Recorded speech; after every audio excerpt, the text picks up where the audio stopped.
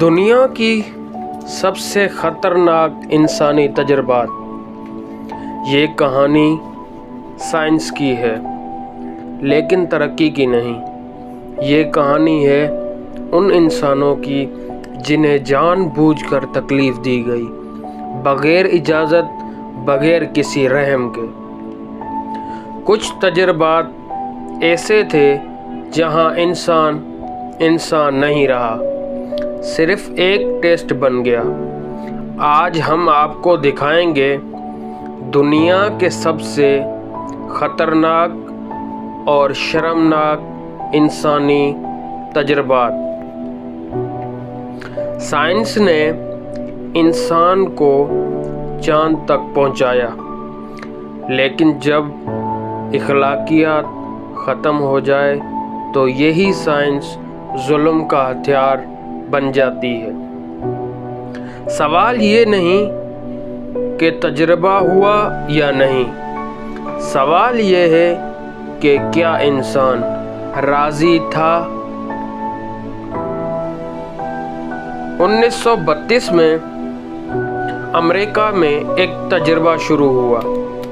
سینکڑوں سیاہ فام مرد سفلس کے مریض تھے، لیکن انہیں بتایا گیا کہ ان کا علاج ہو رہا ہے۔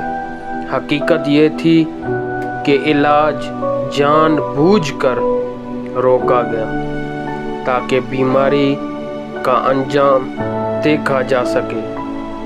یہ تجربہ 40 سال تک جاری رہا۔ بے شمار اموات ہوئیں، لیکن سچ چھپایا گیا۔ دوسری جنگ عظیم کے دوران نازی کیمپ موت کی فیکٹریاں بن گئی۔ قیدیوں پر برف میں ڈال کر تجربات کیے گئے، اونچائی سے گرایا گیا، زہریلے انجیکشن دیے گئے۔ بچوں، عورتوں، قیدیوں، کسی کو نہیں بخشا گیا۔ یہ تجربات نہیں تھے، یہ انسانیت کا سرعام قتل تھا۔